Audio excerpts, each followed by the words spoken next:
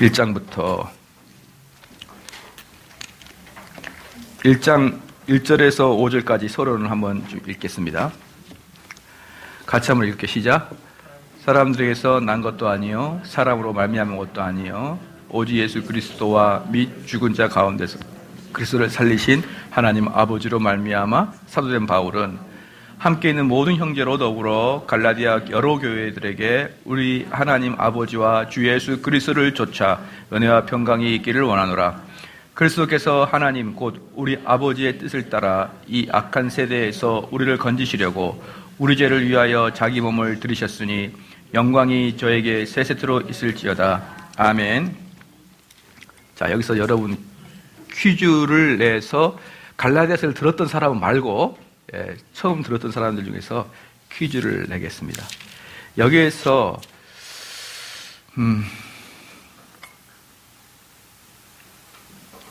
로마서 1장을 보면요. 로마서 1장 1절에 보면 예수 그리스도의 종 바울은 사도로 부르심을 받아 하나님의 복음을 위하여 택정함을 입었으니 사도된 바울이라 써 있죠. 사도로 부르심 받았다. 그 다음 봅시다. 고린도전서 봅시다. 고린도전서 1장 1절에 하나님의 뜻을 따라 그리스도 예수의 사도로 부르심을 받은 바울과 및 형제 소스데스는 이렇게 나왔죠. 사도로 부르심 나왔죠. 그다음에 갈라디아서도 사도로 부르심 나왔거든요. 그렇죠. 1절 맨 마지막에 사도된 바울은 나왔죠. 그 다음에 데려가 봅시다. 뒤로. 에베소예요. 에베소. 하나님의 뜻으로 에베소 1장 1절 하나님의 뜻으로 말미암아 그리스도 예수의 사도된 바울은 사도된 바울 나오죠. 그다음 그만 가봐요. 또 뒤에 빌립보서 보겠습니다. 빌립보서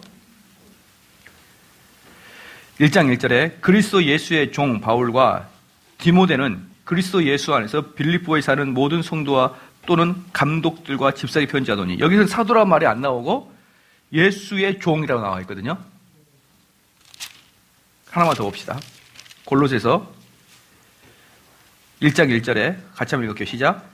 하나님의 뜻으로 말미암아 그리스도 예수의 사도된 바울과 형제 디모데는 여기서 이제 사도가 나오고 하나만 더 볼게요. 죄송합니다. 데살로니가 봅시다. 데살로니가 바울과 실로아노와 디모데는 하나님 아버지 주 예수 그리스도 안에 있는 데살로니가에 있는 교회에 편지하노니 은혜와 평강이 너에게 있을지어다 라고 하면서 사도된 바울이라고 써있지 않아요. 어떤 것은 사도된 바울이라 써있고 어떤 것은 안 써있어요. 자, 왜 그럴까요? 왜 그럴까요? 이거 아시는 분에게 상품을 드릴게요. 옛날에 갈라디아서 들은 사람들을 이 말씀을 마치면 한 대 맞고요. 한 대 두 개 맞고 처음 듣는 사람 중에서 이야기를 해야 돼요. 왜 어떤 건 사도된 바울이라고 그러고 어떤 것은 안 썼을까요? 자기 사도성을 인정하는 것에는 쓸 필요 없기 때문에 말을 안 했는데 예. 자기 사도성을 인정하지 않는 자기의 사도성을 확인시켜주기 위해서 예, 어떻게 알았죠 그걸? 선물을 말을 해야 되는데 말도 하기 전에 말표하니까 줄 수는 없고 참 이게 아니 뭐 선물의 내용을 말해야 그때 이야기해야 되는데 제가 선물을 건 것은 마칠 사람이 없을 거다라는 생각에서 이렇게 거는 건데 맞춰버려서 참 당황스럽네요. 사도 바울이라고 쓴 것은 사도성을 인정하지 않는 교회입니다.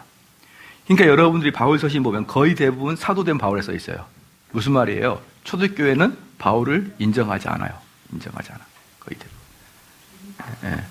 몇 교회만 인정을 하는 겁니다. 몇 교회만. 자, 봅시다.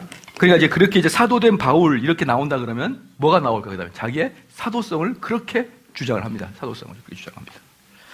자, 사도의 권위입니다. 1장, 2장인 거죠. 그러니까 이게 1장, 2장은 여러분이 갈라디아에서의 맛을 느낄 수가 없어요. 1장, 2장 그냥 바울 서신의 일부분이야. 거의 사도성을 인정하지 않는 교회들은 거의 바울이 이렇게 쓰고 이제 2장 후반부부터 이제 갈라디아에서의 맛이 나는 거예요. 그냥 1장, 2장은 일반적인 바울 서신의 맛만 난다. 그렇죠?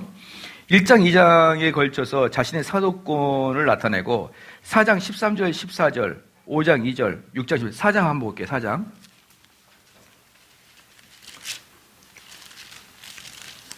4장 13절 14절 13, 14절 시작. 내가 처음에 육체의 약함을 인하여 너희에게 복음을 전한 것을 너희가 아는 바라. 너희를 시험하는 것이 내 육체에 있으되 이것을 너희가 업신여기지도 아니하며 버리지도 아니하고 오직 그리스도 예수지. 자, 여기서는 뭡니까? 아까 제가 처음에 말씀드렸던 그 육체의 연약함이 뭐예요? 전염병이 걸렸을 때 너희들이 나를 돌봐줬지 않느냐라고 이제 이야기를 하거든요. 그 다음에 5장 2절입니다. 5장 2절 같이 한번 읽을게 시작.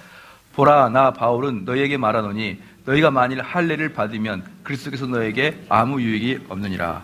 그 다음에 6장 17절 시작. 이후로 누구든지 나를 괴롭게 말라. 내가 내 몸에 예수의 흔적을 가져놔. 이게 뭐냐? 너희들이 나를 처음 만났을 때는 지금처럼 나를 대우하지 않지 않았었느냐 이 말이에요. 지금처럼 나를 이렇게 너희들이 없이 여기지 않지 않았었느냐. 내가 전염병이 나도 너희들이 나를 어떻게 했냐. 그럼 그때 너희들이 나를 그렇게 지극정성으로 보살핀 것은 나의 가르침이 독특하고 아주 이상했기 아니 뭐랄까 독특했기 때문에 나를 너희들이 아주 사도로서 받아들이지 않았느냐 이런 이야기거든요. 근데 지금은 너희들이 나한테 무슨 이야기냐라고 하면서 17절에 이후로는 6장 17절에 이후로는 누구든지 나를 괴롭게 말라. 내 몸에 예수의 흔적을 가져놓으라. 이게 뭡니까? 이제 그만 나한테 좀 따져라는 거예요. 그만 나한테 좀 따져라. 너희들이 도대체 왜 이러느냐.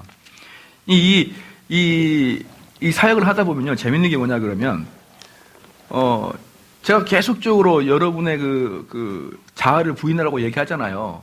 근데 이 자아를 부인하다가 딱꿍 여러분의 인격과 또 자녀와의 문제에 있어서 저랑 딱 어긋날 때가 있거든요. 그때가 한 번 와요. 그때를 못 넘기는 거예요. 그때를. 그걸 넘겨야 돼요. 그걸. 그러니까 한번 생각을 해보십시오. 이 가르침이 올바르다 그러면 일단 우리는 그리스도 안에서 한 형제고 자매예요. 그럼 형제고 자매들, 여러분 형제들, 김소영 집사님이 형제 있죠? 동생 있나요? 남동생, 남동생, 여동생은 있나요? 둘인가요? 둘이 싸웠나요? 과거에? 어릴 때? 지금은 잘 안 보고? 예. 과거에 어릴 때 많이 싸웠는데 왜 계속 사셨어요? 예, 말이 안 되잖아요. 싸워도 사는 게 형제예요. 싸워도 사는 게 형제라고. 근데 이놈의 교회는 싸우면 끝이야. 그리고 형제래. 거짓말 하지 말라고. 형제는 싸우고도 살아가는 거예요. 형제는 눈물 흘리고 막 막말하고 난 다음에 돌아서면 다시 형제예요. 근데 이 교회는 어때요? 한 번 틀어지면 영원히 끝이에요. 근데 저 인간 안 본다. 그리고 나중에 형제라고 그래요. 참나 이 인간들이 저정신인가 싶을 때가 많지만 제가 너그럽게 봐드려야죠. 형제라는 개념이 뭡니까? 희로애락을 같이 하는 거거든요. 그러니까 지금 바울이 뭐예요? 나 이렇게 너희들과 같이 형제와 같이 했는데 왜 이제 나를 그렇게 괴롭히냐는 거야. 그냥 목회하다 보면 이런 일이 많아요. 은혜롭게 가다가 그런 한 번에 딱 부딪힘이 있으면 그때부터 어때요? 뭔 말을 해도 비꼬게 들리는 거야. 꽈서 들어요. 꽈서. 또 저러는 거구나. 그럴 때 목회자 마음 어떻게 할까요? 너희들이 언제까지 나를 이렇게 괴롭히려고 하느냐. 언제까지 괴롭히려고 그러느냐. 전병호 목사가 옛날에 설교할 때 뭐라 그러냐 그러면 옛날부터 설교할 때 뭐냐면 사람 너무 깨끗하면 재수 없다 그랬거든요. 예, 전병호 목사가 그렇게 했어요. 그러니까 사람은 흠이 있고 티가 있는 게 사람 아니냐 이 말이에요. 맞아요, 안 맞아요? 맞죠. 저는 그 말이 맞다고 생각하거든요. 근데 전병호 목사가 딱 사건을 저지르고 난 다음에 그 설교하니까 지 변호한다 이렇게 얘기하는 거야. 그러니까 말하는 사람은 똑같이 말해도 듣는 사람 입장에서는 족이 맞게 들릴 때가 있고 두 번째 자기 변호하려고 맞게 이야기한다 이렇게 들리겠죠. 지금도 제가 똑같이 이야기하면 여러분이 은혜 받죠. 근데 여러분 마음속에 저에 대한 불신이 딱 생기면 어떻게 돼요? 자기 변호하려고 하는구나. 그렇게 나가게 돼 있는 거예요. 여러분 지금 여러분과 제가 좋을 때 이 말을 해요. 예? 그때 가서는 여러분 마음속에 그런 마음이 들면은 이 전달자의 문제라기보다는 여러분 마음밭에 지금 상처가 있느냐, 왜곡되어 있느냐, 지금 시험에 들었느냐를 먼저 보는 게 유익해요. 아시겠죠? 자, 그것처럼 지금 바울이 이야기하는 게 뭐냐면 쭉 이야기하는 거예요. 너와 너희들과 나이가 어떤 관계였느냐? 근데 지금 너희들 나한테 왜 그러느냐? 지금 이 얘기를 하고 있는 거예요. 자, 그 다음에 사도성을 의심하는 이유는 그의 메시지의 권위를 빼기 위함이었다. 진리를 말하는 자는 분명히 공격당해야 했다. 이 지겹도록, 바울 서신은 지겹도록 최소한 한 장, 두 장은 자기 사도성을 변호합니다. 자기 사도성을 변호한 이유는 뭐냐면, 야, 나 신학대학원 나온 목사야. 이렇게 끝까지 변호하는 이유는 뭘까요? 사도 바울이 끝까지 자기의 사도라, 나는 사도야. 이렇게 변호하는 이유가 뭘까요? 자기가 권위를 잡으려고 하는 게 아니고 자기의 사도성을 무너뜨리려고 하는 이유가 있어요. 뭐죠? 바울의 메시지 자체를 없애버리려고 하는 거예요. 그러니까 사실은 바울은 자기가 자기 이름을 높이려고 하는데 목적을 두지 않아요. 어디를 보면 알아요? 빌립보서를 보면은 뭐라고 하죠? 누구의 이름을 하나 그리스도가 높아지면 괜찮다 그러잖아요. 왜? 바울이 감옥에 있을 때, 바울이 복음 사역을 못할 때, 바울의 그 인기를 그 시샘하는 일당의 무리들이 있었거든요. 그들이 바울이 감옥에 있을 때 바울처럼 막 설교를 하는 거예요, 이제. 그러니까 제자들이 와가지고 바울한테 그놈들이 꼭 바울 선생님처럼 합니다. 그러니까 바울이 뭐라 그래요? 이러하나 저러하나 그리스도의 복음이 전파되면 나는 만족한다 그러잖아요. 그럴 때 바울은 자기 이름이 높아지는 게 원하는 게 아니고, 바울은 자기의 사도성을 공격하는 사람들의 그 심정을 알아요. 그들은 뭘 공격하려고 그러는 거예요? 오직 은혜로 구원받는 것을 공격하려고. 공격하려다가 뭐라고 합니까? 야, 걔 사도는 사도인가 맞아? 어디서 사도도 아닌 것이 이렇게 나오는 거예요. 그럼 자기들은 뭡니까? 나는 예루살렘 교회에서 베드로하고 요한하고 또 뭐예요? 야고보 이런 사람들 밑에 직접 배운 사람이야. 나는 직통으로 배웠어. 근데 바울은 사도나 맞아? 이렇게 얘기하는 거예요. 참 지금 뭘 의미하려는 겁니까? 바울이 말하는 은혜 교리를 없애버리려고 하기 때문에 바울이 자기의 사도성을 끝까지 주장하는 이유는 뭐예요? 은혜 교리를 사수하기 위해서다. 은혜 교리를 사수하기 위해서. 자기가 그것을 양보하면 어떻게 되는 겁니까? 끝장나는 거예요. 끝장나는 거.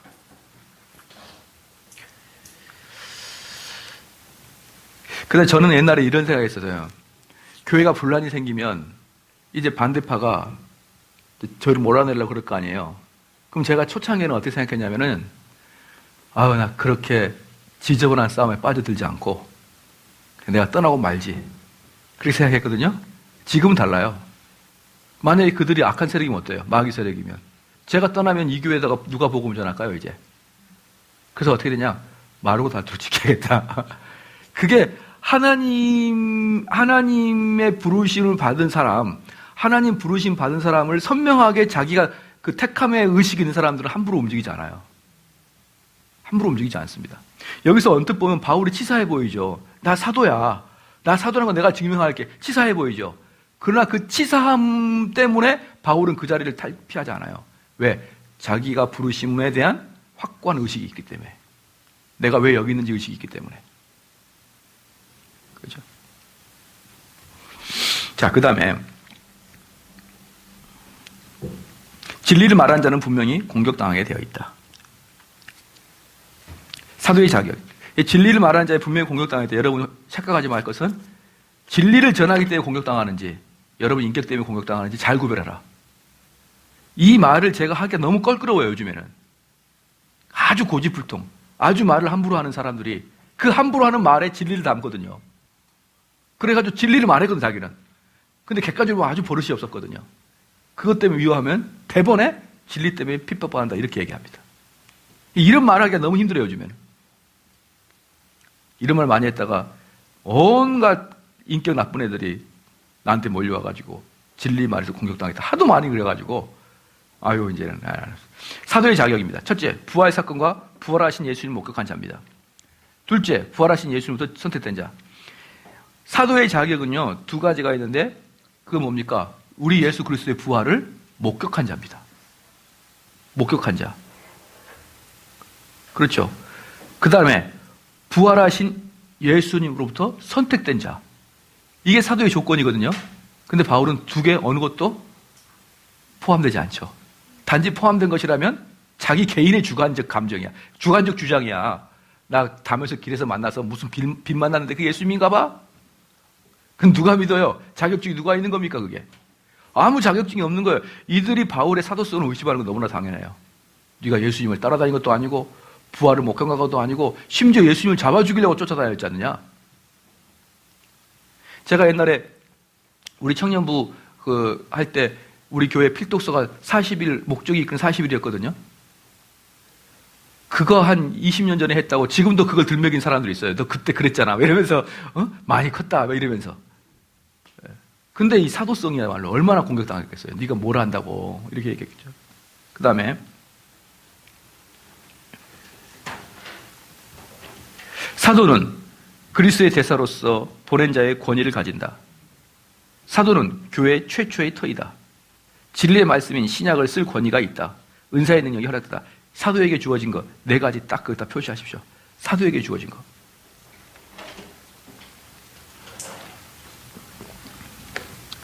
자, 교회의 터는 예수 그리스도입니까? 사도입니까?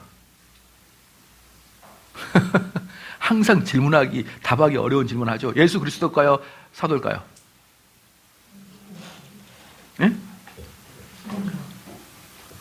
방금 읽어도 대답하기 힘들죠. 대답하기 힘들.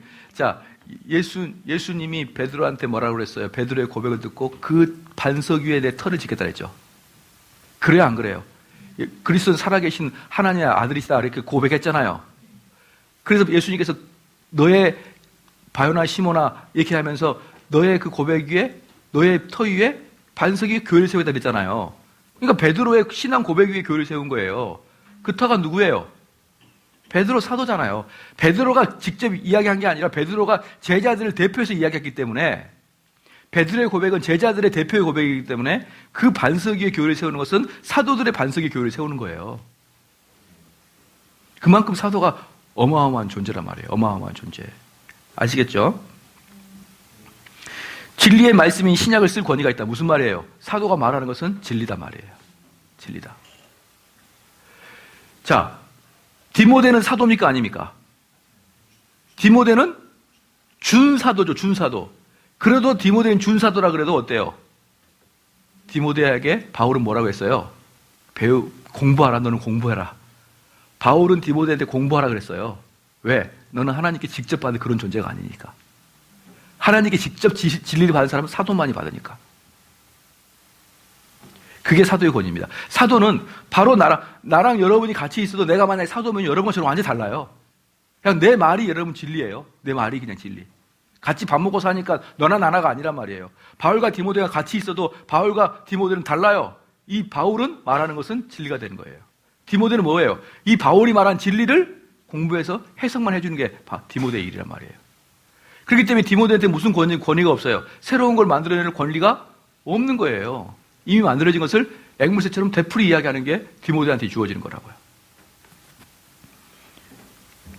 은사의 능력이 허락됐다. 그러니까 은사의 독점권이 사도에게 있었단 말이에요. 그러니까 지금 우리는 은사 중지론을 이야기하고 장로교는 은사 중지론을 이야기해요. 은사가 더 이상 나타나야 된다. 일대 이제 은사 중지론은 뭐냐 그러면 성경에 나와 있는 그런 기적과 은사가 멈췄다 그건 아니에요. 뭐가 멈췄느냐? 은사 독점권이 멈췄다. 은사 독점권. 은사 독점권이 멈춘 거예요. 하나님은 지금도 우리를 병을 고치려고 하면 하나님께서 고칠 수 있단 말이에요. 누구를 통해서? 랜덤하게 아무나. 하나님이 원할 때 그 사람을 통해서. 근데 이때 사도들은 어때요? 바울에게 독점이 있었어요. 직접 가서 그 사람이 기도하면 나았어요. 그러니까 이런 말은 안 되는 거예요. 그 사람은 능력의 종이야. 그 사람은 은사의 기적이 있어. 은사의 기적의 은사가 있어. 병 고침의 은사가 있어. 아니에요. 그 사람에게 병 고침의 은사가 있어. 우리 이걸 거부한다고, 이걸. 하나님의 기적이 지금도 일어나는 것을 거부하는 게 아니라니까요. 이해가 되시나요? 그러니까 이런 것들은 웃기는 거죠. 어노인팅 해가지고 무슨 화요 치유 집회. 그건 지금 뭘 어기고 있는 거예요? 은사 독점 기간을, 그 사람들은 은사 독점을 기간으로 딱 잡아요. 화요일 날 저녁 7시 반. 응? 그 시간을 제한해놓고 또 그것을 이끄는 그 장로가 뭔가를 하는 것 같잖아요. 치유하고. 그거는 완전히 비성경적이고, 그 오늘의 교회가 아주 개판이라는 결정적인 증거예요, 그게. 오늘의 교회가. 오늘의 교회 같은 경우도 보면은 이제 담임 목사님이 어찌 할 수 없을 만큼 공룡이 돼가지고요. 옛날에 하영조 목사가 살아 계실 때도 내가 어찌할 수 없네 이 말을 많이 했다 그러더라고. 나는 그 하영진 목사님 말아요. 어찌할 수 없네라고 교회를 그렇게 왜 키워놨냐고, 그렇게 만들어놨냐고. 뭐 다 해놓고 어찌할 수 없네라고 이야기하고, 그렇게 만들어놓은 자기의 욕심은 생각 안 하고, 자기가 컨트롤할 수 없는 만큼 그렇게 거대하게 공룡까지 만들어놓고 한국 교회를 휘젓고 다니잖아요. 오늘의 교회가 무슨 스탠다드 교회인 것처럼. 옛날에 누가 그러더라고요. 한국의 대표적인 교회, 오늘의 교회. 누가 대표성을 허락했는데 나는 안 했다. 내가 막 그랬어요. 네. 자, 그 다음에 은사의 능력이 허락됐다. 이것은 무슨 말인지 알겠죠? 사도에게만 은사의 능력이 독점권이 허락되어 있어. 그때까지만. 그 이후로부터는 하나님이 목사가 설교하다가도 누가 갑자기 병고침을 당할 수가 있고, 안수 집사가 기도하다가도 누가 갑자기 병고침, 그것은 우리들에게 관계가 아니라 하나님이 직접 역사하시기 때문에, 제가 설교하다가 병이 누가 나왔어도 내는 몰라요. 나는 몰라요. 근데 병 나은 사람은 그때 내가 그 목사의 설교를 듣고 내가 치유를 받았어. 이렇게 할 수는 있겠죠. 그런 내가 나가는 건 모른다니까요, 그건. 자, 그 다음에 바울의 배경은 정통 율법주의 가정에 태어났고요. 정통 유대주의 선생이 되었고 가말리엘 제자가 되었어요. 지금 여기서 뭐냐, 정통 유대주의 가말리엘 제자가 됐다. 이 말은 뭐냐면 우리를 지금으로 말하면 서울대 법대 정도 들어갔다라고 보면 되는 거예요. 서울대 법대 정도에 다니는 학생이다. 바리새인들은 정통 유대자의 뼈대였다. 모든 율법을 외웠으며 순종하였다. 그가 율법주의자였을 때도 위선자는 아니었다. 바울의 특징이 뭡니까? 믿는 대로 한다. 제가 가끔 이야기하잖아요. 노회찬이나 심상정이가 저는 싫지만, 좋아하지 않지만, 그들의 철학은, 그들이 살아가는 방식은 참으로 동의한다. 자기가 맞다고 생각했잖아요. 심상정이 같은 서울대 나왔고, 노회찬은 고려대 나왔잖아요. 그 과거에. 충분히 떵떵거리고 살 수 있는 그런 학력을 가졌어요. 근데 그들이 보기에 노동운동이야말로 참된 것이다라고 생각했기 때문에 그 좋은 스펙을 버리고 구로공단에 거짓으로 취업한 거예요. 고졸이다 이렇게 해가지고. 대졸이다 그러면 취업을 안 시켜주니까 중졸이다 이렇게 해가지고, 그러니까 거짓 위장으로 취입한 거예요. 거기서 열심히 공순이 공돌이 하다가 저녁에 이렇게 또 전도하는 거예요. 전도. 야, 이거 봐. 야, 우리가 이러면 안 된다. 그게 노회찬이고 심상정이에요. 그 결과 어때요? 그걸 보고 있는 부모들 어때요? 속이 타죠. 저 공부 잘해가지고 서울대 보내놨더니, 저거 공부 잘해 고대 보내놨더니, 저거 지금 뭐 하는 거야? 맨날 구로공단에 다니고, 뭐 하는 거야? 뭐 하는 거야? 뭐 하는 거야? 지금 장관 됐잖아요. 국회의원 됐잖아요, 지금. 자기의 철학대로 사람은 결국 뭔가 해도 해요, 한 자리. 한 자리 하긴 합니다. 물론 제가 동의할 수 없지만. 무슨 말인지 알겠죠? 그럼 여러분들은 복음을 위해서 여러분의 대졸을 포기하고 중졸로 들어갈 수 있나요? 그게 바로 내가 노회찬을 존중한다는 거니까요. 내가 충분히 먹고 살 수 있는데 내가 이 복음을 전하기 위해서, 이 복음을 전하면 이 학력이 방해가 되니까 중졸로 해서 들어가가지고 거기 살면서 복음 전할 의향이 있냐고요. 예서야, 대졸인데 고졸로 속이지 못해도 서울대로 속일 수는 있죠. 서울대 출신에 사기쳐 먹으려고 그렇잖아요. 그렇게 속여도 자기의 학력을 낮춰서까지 밑에 들어가서 그들의 정신을 변화시키려고 하는 그 철학 말이에요. 그 삶의 스타일. 왜 복음을 들고 있는 사람은 그렇게 못하냐고. 저번에 막 그랬어요. 목사님, 법원을 변화시키려면은 제가 사법고시를 패스해서 법원을 변화시켜야 되겠습니다. 목사님, 저는 방송계를 장악하기 위해서 PD가 되도록 공부하겠습니다. 그랬죠. 감옥은 누가 변화시킬 거냐? 너 감옥 가려면 죄 지어, 죄. 죄 지면 감옥 가게 되잖아. 그렇잖아요. 지나가는 사람 뒤통수를 탁 때려가지고 감옥에 가요. 그거 변화시켜. 왜 그런 사람은 없어? 왜 꼭 높은 데만 올라가려고 그래요? 이게 저는 복음 전도를 가장한 자기 출세를 위함이다라는 그렇게 보는 거예요.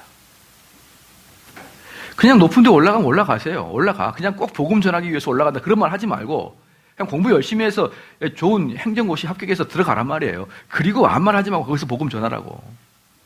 말은 어디서 들어가지고 말은 잘해. 복음 전파하기 위해서 PD가 돼서. 예? 참나. 웃기고 있어요. 너 복음 전하기 위해서 그 공돌이 공손이로 들어갈 수 있어? 어? 저기 미싱 시다 바닥바닥 시장까지 들어갈 수가 있냐고. 들어갈 수 없잖아. 어? 그래야 안 그래요? 그러니까 좀 정직해지잖아요. 정직해지자. 저는 우리 성도들한테 예쁜 말만 하지 말고 좀 정직해지자. 너가 정말 법원을 변화시키기 위해서 법원 공무원이 될 그런 의향이 있다 그러면 바울의 말처럼 없을 때도 자족하고 살아야죠. 그러면 피 망해가지고 그 사람 공무원 몇 번 떨어지고 노량진에서 백수가 돼요. 뭐 하면 되는 거예요? 공무원에 전도하면 되잖아요. 왜 그건 생각을 못 할까요? 우리는 너무나 자기의 입신양면을 너무나 좋은 기독교 말로 포장하는 데 익숙하다. 예. 그렇죠. 그래서 이런 이제 그 바울이 위선자는 아니었다. 바울은 자기가 생각할 때 이게 옳다 그러면 바울은 그렇게 따랐던 성향을 갖고 있었던 사람이에요. 그러니까 좀 더 말하면, 요즘으로 말하면 노예창과 같은 그런 스타일이었어요. 그런 사람이 뭐가 되는 거예요? 복음을 받아들인 거지. 복음을 한 거지. 그랬더니 그런 습성으로 또 전도를 하는 거예요. 그래서 저는 제일 좋은 사람이 바로 자기가 옳다고 느낀 대로 살아가는 사람. 제일 그래도 그나마 존중해 줄 만한 사람이다. 그게 무엇인지는 잘 모르겠지만 3절 4절 같이 한번 읽겠습니다. 시작. 우리 하나님, 갈라디아서 1장 3절 4절 시작. 우리 하나님 아버지와 주 예수 그리스도를 좇아 은혜와 평강이 있기를. 그리스도께서 하나님 곧 우리 아버지의 뜻을 따라 이 악한 세대에서 우리를 건지시려고 우리 죄를 위하여 자기 몸을 들이셨으니. 이 두 구절의 복음을 축소해놨다. 바울은 갈라디아 교회를 칭찬하지 않았다.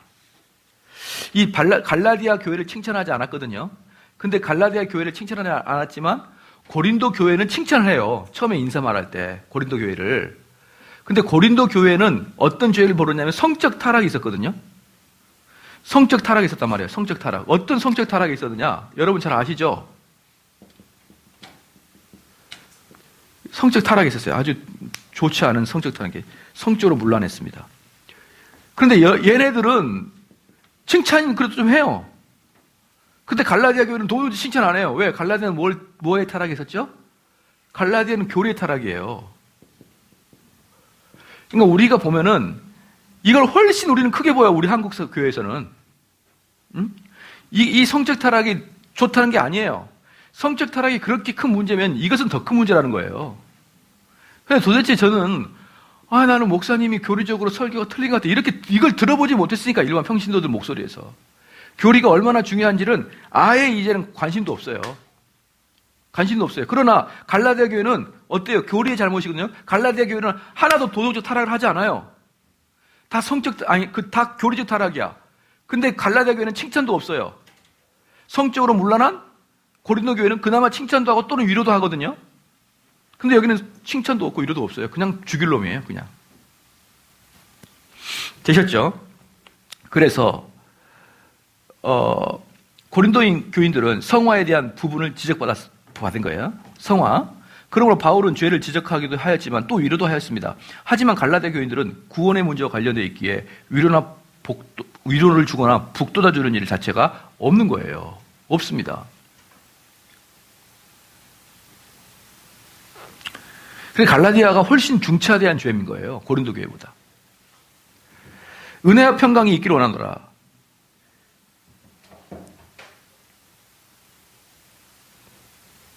은혜는 구원의 근거고, 은혜는 구원의 근거죠. 평강은 구원의 결과인 것이에요. 그러므로 은혜와 평강이 있을지어다라는 것은 무슨 뜻일까요? 너에게 구원이 있을지어다라는 거예요.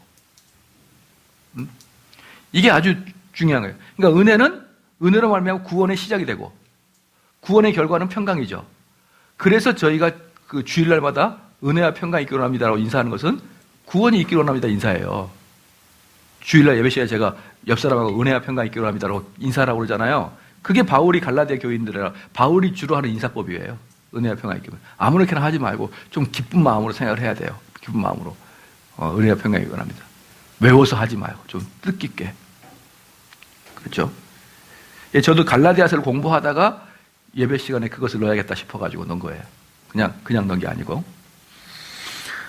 그 다음에 4절에서 은혜와 평강의 근원이 어떻게 나오는지를 나타내며 세 가지 측면을 말하고 있는 것입니다. 첫째는 그리스도의 죽음입니다. 그리스도 죽음이에요. 하나 써볼까요?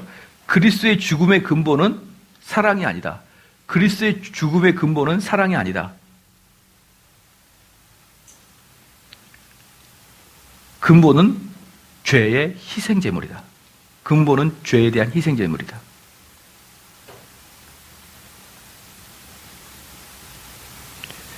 그래서 하나 더 써보십시다. 예수님은 죄 때문에 죽으셨다. 예수님은 죄 때문에 죽으셨다. 이 말이 갈라디아에서 되풀이돼서 나온 말이야. 갈라디아에서 되풀이돼서 나온 말이 예수님은 죄 때문에 죽으셨다.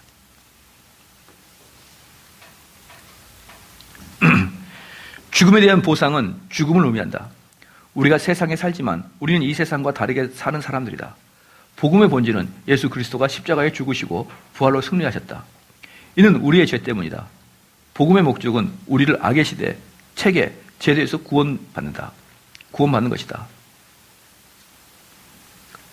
그러니까 그리스도인의 뜻은 뭐냐면 이 땅에 사는 사람하고 생각 자체가 다른 사람이에요. 생각 자체가 다른 사람. 그게 그리스도인의 그리스도인이라고 볼 수가 있어요. 그러니까 생각 자체가 일반 시민이랑 똑같으면 그게 무슨 그리스도인입니까? 그렇죠? 생각 자체가 다르다.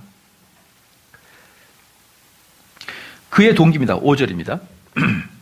4절 4절 제가 읽을게요. 그리스도께서 하나님 곧 우리 아버지의 뜻이라 이 악한 세대에서 우리를 건지시려고 우리 죄를 위하여 자기 몸을 드리셨으니 이게 뭐라고요? 갈라디아서 되풀이돼서 나오는 말이에요. 5절 영광이 저에게 세세토록 있을지어다. 아멘이라고 그랬죠. 그는 열정을 가지고 하나님께 모든 영광을 돌리기를 원하는 것입니다. 그러니까 바울이 어때요? 바울이 예수님 믿기 전에 열정 가지고 예수 믿는 자를 잡아 죽이려고 했고 그 바울은 또 예수님 믿자 열정 가지고 예수님을 전파하려고 아주 목숨을 거는 거예요. 그냥 우리 그리스도인들은 열정적인 사람이 돼야 돼요. 열정적인 사람. 이 그리스도인이 되기 전에는 자기 욕망과 자기 삶이 옳다고 생각하는 것에 따라서 열정적으로 살아가는 사람. 그 사람이 어느 날 주님을 만나고 은혜를 받은 사람의 그 성향 자체가 어때요? 열정적으로 복음을 전하는 사람. 이렇게 되지 이것도 아니고 저것도 아니고 뭐 노는 것도 아니고 공부하는 것도 아니고 뭐 하냐 그러면 가만히 있어요. 아예 하려면 열정적으로 뭘 하란 말이에요. 열정적으로. 뭘 하더라도 그냥 이것도 아니고 저것도 아니고 그냥 맹숭맹숭 하지 말고 그 눈은 꼭 무슨 노량진 동태 눈깔 마냥 그렇게 돼 있고 말이에요. 저는 제일 싫어하는 동물이 뭔지 아시래요? 제일 싫어하는 동물. 공부할 때 제일 싫어하는 동물. 사슴. 사슴 눈을 한번 생각해봐요. 아무 생각이 없잖아. 그 청명한 눈, 아무 생각 없는 눈, 그 백치미, 소눈. 쟤는 공부하다가 너 소눈이다, 소눈. 너 사슴눈이다. 그럼 그것은 영롱하고 막다 그런 뜻이 아니에요. 멍 때리지 말라 그 뜻이에요. 멍 때리. 소 봐봐요. 사슴 풀 뚫을 때 봐봐요. 사슴 풀 뚫을 때 멍 때리죠. 하면서 아무 생각이 없어요. 사슴 눈은. 그 참 너는 사슴 같다. 이것은 저한테는 야, 참 미련하게 보인다. 그 뜻이죠. 예. 독사눈 봐라고, 독사눈. 예? 얼마나 반짝반짝 빛나요? 독사 좋아요, 안 좋아요? 지혜는 뱀처럼 지혜롭고, 몰라요? 비둘기처럼 순결하고. 근데 우리 교인들은 비둘기처럼 둔하고, 뱀처럼 사악해요. 뱀처럼 지혜롭고, 비둘기처럼 순박해야 되는데, 예? 뱀처럼 사악하고, 비둘기처럼 둔해가지고, 앉아가지고, 꾹꾹 거리고 앉아요. 뭔 이야기도 눈이 그냥 동태 눈이에요. 사슴눈, 껌뻑껌뻑거리고 앉아가지고. 그래서 저는 이렇게 딱 애가 복음을 잘 받아들이고 열심히 하겠다고 눈빛을 봐요. 눈빛을 보면은요, 아주 여러분 우리 한국인들 눈빛이 최고예요. 옆으로 쫙 째져가지고 레이저가 나오거든요. 서양인들 눈이 동글동글해가지고 평안함이 나와요. 근데 우리 한국 사람들은요, 쫙 째져요. 여러분 서양 놀러 가게 되면 얘들이 우리 보고 어떻게 하죠? 표현을 이렇게 하죠. 이렇게. 이게 지금 뭐예요? 동양이라는 뜻이에요. 동양인. 그러니까 서양인들이 동양인 보면 다 눈이 이렇게 보이나 봐요. 이렇게. 그것은 여러분의 인종차별적인 게 아니고 장난삼아 하는 거니까 너무 억울하게 생각하지 마세요. 청소년들이 주로 지나가다가 치노 이러면서 이렇게 해요. 중국 놈 이러면서. 그건 그냥 농담이다, 농담. 우리 왜 미국 사람 하면 코쟁이 그러잖아요. 그들을 비하한 게 아니고 농담하는 거니까 너무 인종차별이다 그렇게 생각하지 말아요. 그리고 째진 건 맞아요. 할렐루야. 그러니까 이런 눈빛에서 복음을 전하는 거니까 얼마나 좋아요. 그렇죠. 복음을 딱 전하기 좋은 눈빛이다. 자, 그 다음에 그의 동기는 열정을 가지고 있다. 그 다음에 1장 6절에서 9절까지입니다. 1장 6절에서 9절까지 같이 한번 읽게요. 시작. 그리스도의 은혜로 너희를 부르신 이를 이같이 속기 떠나 다른 복음 좇을 것을 내가 이상히 여기노라. 다른 복음은 없나니 다만 어떤 사람들이 너희를 요란케 하여 그리스도의 복음을 병케 하려면. 여기서 봅시다. 다른 복음이죠. 다른 복음에다가 하나 옆에 써봐요. 다른 복음은 다른 뜻은 뭐냐? 복음이랑 비슷하다. 복음이랑 비슷하다.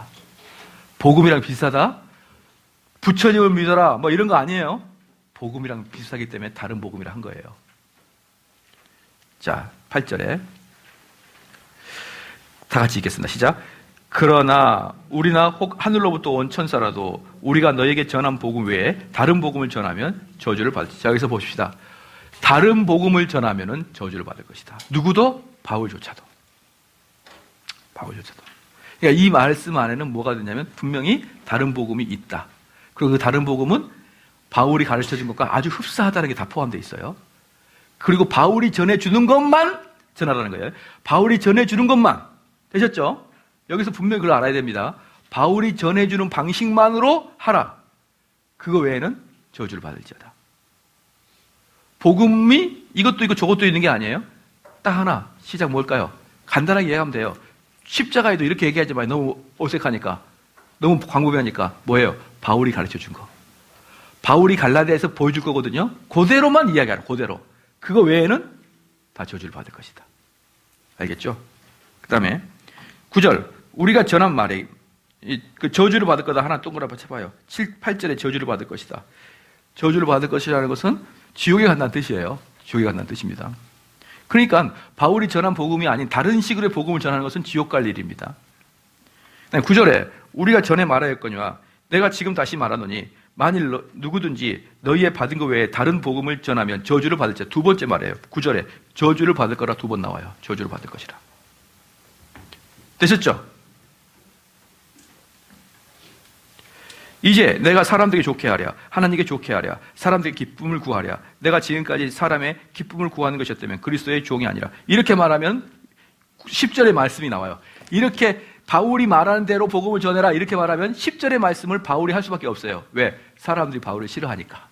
바울이 뭐라고 합니까? 내가 사람을 좋게 하겠냐? 내가 그래서 이렇게 핍박을 받았겠냐? 그렇게 말한 이유는 분명히 이렇게 말하면 핍박을 받으니까. 분명히 이렇게 핍박이에요. 그렇게 이야기하면 핍박을 받으니까 바울이 내가 사람을 좋게 하랴 하나님을 좋게 하랴 이렇게 이야기한 거예요. 그럼 바울이 지금 한 얘기가 뭐냐?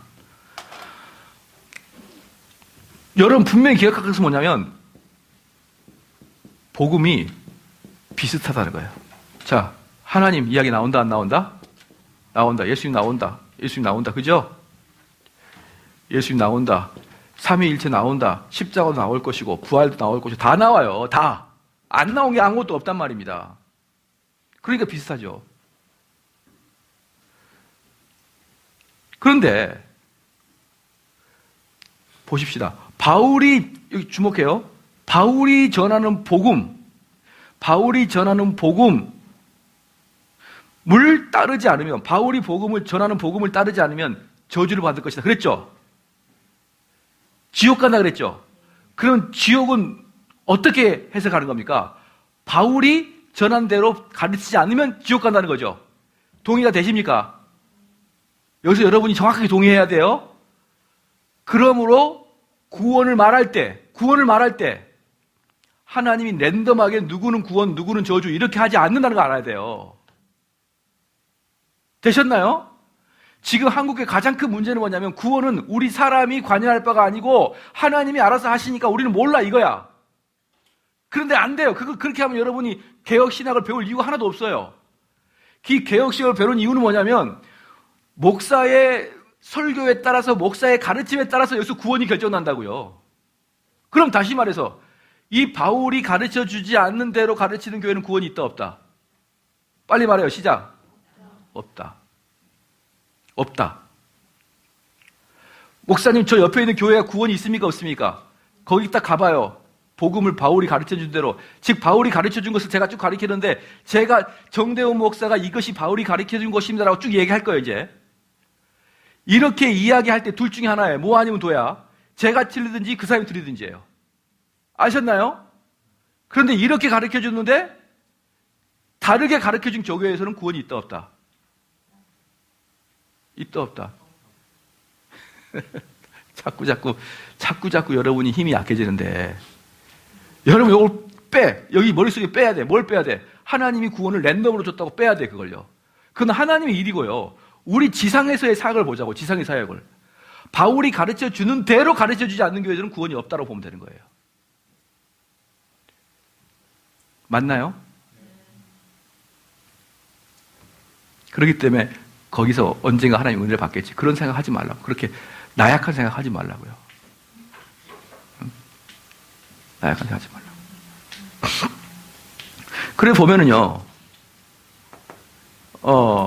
그럼 목사님, 그럼 여기 삼성 제일교회 복음이 구원이 있습니까? 라고 그렇게도 말하지 말란 말이에요.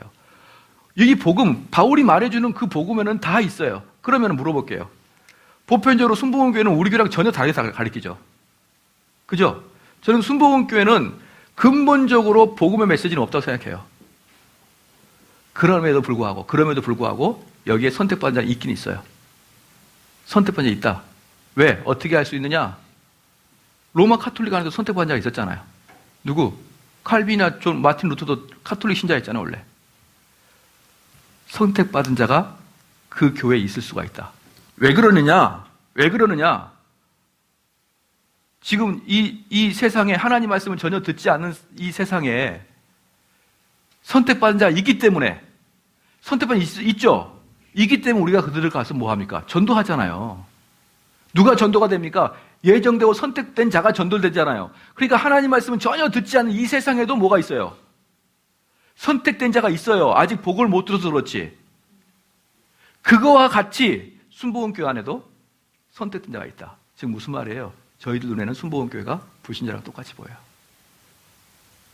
그리고 그들을 전도해야 돼요. 그들을. 거기 안에 선택된 자가 있으니까. 그러니까 순복음교회는 전부 다 지옥 간다 이게 아니에요.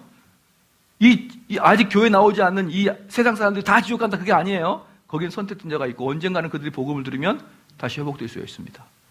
근데 순복음교회는 바울이 가르쳐준 복음을 안 가르치거든요. 절대로. 뭐 100개 중에 하나, 어디 하나가 순복음교회 목사님이 확 헷가닥 해가지고 할 수 있는 사람이 있겠지만 순복음교회에서 가르쳐주는 신학적 체계는 복음을 가르쳐주지 않아요. 그런데 우리는 단호하게 없습니다라고 얘기하는 거예요. 없습니다. 있지 않을까요? 있지 않을까요?에서 있지 않을까 두 가지예요. 첫 번째, 그 중에 선택된 자 있을 수 있어요. 두 번째, 순복음교회 목사라 그래도 은혜 복음을 가르치는 사람이 있을 수 있어요. 그것을 제외하고는 우리는 그들에게 어떠한 희망도 두지 않습니다. 만약에 그걸 희망을 둔다 그러면 갈라디아 공부할 필요가 없어요. 뭐 하나님이 랜덤으로 다 구원해 주는데 뭐하러 공부를 해요? 가서 열심히 착한 일하고 살면 되지. 열심히 돈 벌고. 나약한 생각 하지 마라. 나약한 생각. 우리가 복음을 전할 때만이 그 복음의 역사로 성령이 일어나는 것이지 하나님이 언젠가 알아서 해주겠지. 언젠가 기회가 되면 때가 되면 하나님이 알아서 해주지. 그런 나약한 생각은 하지를 않기를 바랍니다. 자, 봅시다. 더. 그래서 이제 1장에서 이제 10절까지 했고요. 6절에서 9절까지. 첫 번째, 하나님의 저주가 나타났습니다.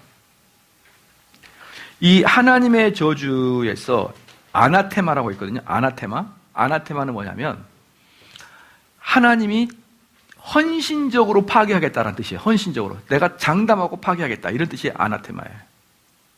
지금 이 저주에 대해서 나타나는 게 이것이 나타나 있다. 그러니까 이제 여러분들이 이 갈라디아서를 공부를 하면서 여러분이 분명히 인식해야 될 게 뭐냐 그러면 제가 가르치는 것도 이해하는 핵심 포인트가 이거예요. 이대로 안 가르치면 동의하지 않는다는 거예요. 이대로 안 가르치면. 예? 이대로 안 가르치면은 우리는 거기에 동의하지 않는다. 동의하지 않는 정도가 아니라 그것을 불신자로 본다는 거예요. 되셨죠? 왜? 바울은 유사복음을 저주받을 거라 했거든요. 바울은 유사복음을 저주받을 거라 했거든요. 그리고 이들의 형태들은 지금 우리가 다음에 좀 이따 공부할 건데 아주 우리랑 흡사하거든요. 그럼 우리는 그들을 동의하지 않고 그들을 옳다고 하지 않아요. 그들이 틀렸다고 말해요. 그럼 꼭 어떻게 되느냐? 여러분 꼭 기억하십시오. 어떻게 되느냐? 저희 교회처럼 가르치는 게 매우 적거나 지금까지 저한테만 들어봤기 때문에 여러분 머릿속에 어떻게 들리냐 그러면 정대원 목사만 맞습니까? 딱 들리게 돼 있어요. 나는 한 번도 그런 얘기 안 하거든요. 한 번도 나만 맞아요 이런 얘기는 안 해요. 그런데 여러분이 듣기에 정대원 목사만 맞습니까? 라는 떠오를 거예요. 그러면은 분명히 알아야 될 게 뭐냐면 저는 절대로 나만 맞다라고 얘기 안 해요. 두 번째, 그동안에 이렇게 못 들은 것을 회개하고 후회하죠. 왜 공격을 합니까? 그동안에 이렇게 못 들은 것에 대해서 한탄하고 후회하고 그런 인생을 보내야지 왜 이것을 공격하냐 이 말이에요. 또 하나, 오직 그 길은 한 길이라는 뜻은 무엇이냐? 이렇게 가르치는 것은 딱 하나라는 뜻이에요. 하나라는 뜻. 예수 그리스도를 그러니까 이렇게 생각하면 안 돼요. 기독교, 불교, 유교, 도교 이 여러 가지 종교 중에 오직 기독교다 이게 아니에요. 오직 예수 그리스도 이 뜻은 이게 아니에요. 이게 무슨 뜻이냐? 복음을 전하는 길은 딱 요 바울이 가르쳐 준 거. 요 방식 하나. 요 방식 하나만이 십자가의 길이라는 것을 여러분이 아셔야 돼요. 그래야 여러분이 분이엘 대학을 공부하는 결과가 나타난 거지. 다 공부한 다음에 뭐 감리교회도 뭐 괜찮고 그 목사님만 뭐 열심히 한다. 이런 식으로 나약하게 나가지 말라고요. 그렇게 나갈 바에 저희가 이렇게 청교도 안 해요. 그냥 열심히 찬양하고 똑같이 하죠. 왜 우리가 이렇게 고단한 신앙생활을 하냐 이 말이에요. 고단한 신앙생활을 하는 이유는 이것만이 바울이 인정하는 길이니까 하는 거예요. 바울이 인정하는. 교회가 완전히 망조가. 그래서 이제 이거 보면 이제 여러분도 그동안 쭉 봤지만 이걸 보면은 교회가 완전히 망조를 당했구나. 한국 교회가 완전히 망조가 된 상태구나라는 걸 깨닫게 되는 것이죠.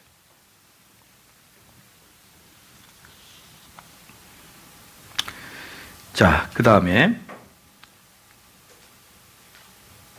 신약의 두 가지 저주입니다. 신약의 두 가지 저주는 교사들에 대한 저주예요. 교사들에 대한 저주. 자, 이 교사들에 대한 저주는요, 이 갈라디아서뿐만 아니라 엄청나게 서신서들뿐만 아니라 마태복음 24장 봐볼까요? 마태복음 24장 그대로 펴주시고 예수님조차도 제일 경계시하는 게 거짓 교사예요. 마태복음 24장 24절 마태복음 24장 24절 다 같이 한번 읽겠습니다. 시작. 거짓 그리스도인과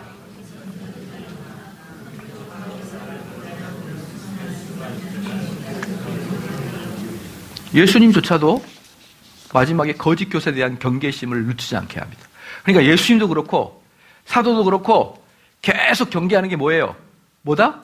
거짓 교사. 왜 거짓 교사를 이렇게 경계할까요?